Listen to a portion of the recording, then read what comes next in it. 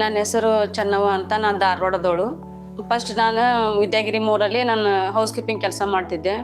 ಅದು ನಮ್ಮ ಮನೆಯವ್ರಿಗೆ ಹಾರ್ಟ್ ಅಟ್ಯಾಕ್ ಆಯಿತು. ಹೀಗಾಗಿ ನನಗೆ ಮನ್ಯಾಗ ನಾನು 4 ಮಕ್ಳು ಇದ್ದಾವೆ. ನಮ್ಮ ಮನೆಯವ್ರದ್ದು ಆರೋಗ್ಯ ನೋಡ್ಕೋಬೇಕು, ಒಂದು ಕಡೆ ನಮ್ಮ ಮನೆಯವ್ರದ್ದು ಮಕ್ಕಳು ನೋಡ್ಕೋಬೇಕು. ನಾನು ನಮ್ಮ ಮನೆಯವ್ರ ಹಾರ್ಟಿನ ಪ್ರಾಬ್ಲಮ್ ಅನ್ಲಿಕ್ಕೆ ಅಲ್ಲಿ ರೀಸನ್ ಮಾಡಿ ಅದ PF ಇಂದ ಅಮೌಂಟ್ ಏನು ಬಂತೈತಲ್ಲ ಅದನ್ನ ಸ್ವಲ್ಪ ನಾನು ಪೆಟ್ಲ್ ಮಷಿನ್ ತೊಗೊಂಡೆ ರೀ. ಹಿಂಗಾಗಿ ನಾನು ಸಾಯಂಕಾಲ ಒಂದು 10-20 ನಮ್ಗೆ ಎಷ್ಟು ಅನುಭವ, ಕಸ್ಟಮರ್ ಎಷ್ಟು ಜನ ಬರ್ತಾರೆ ನಾನು ಬಿಸಿ ರೊಟ್ಟಿ ಮಾಡಕ್ಕೆ ಸ್ಟಾರ್ಟ್ ಮಾಡಿದೆ ರೀ.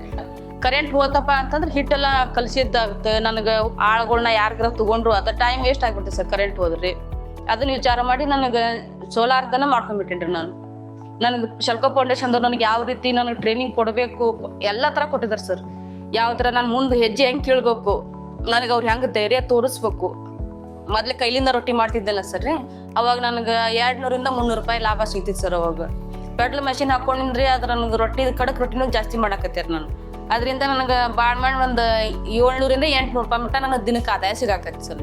ಅವಾಗ ಸೂರ್ಯೋದಯಾಗ ನಾನು ನಮಸ್ಕಾರ ಮಾಡ್ತೀನಿ ರೀ.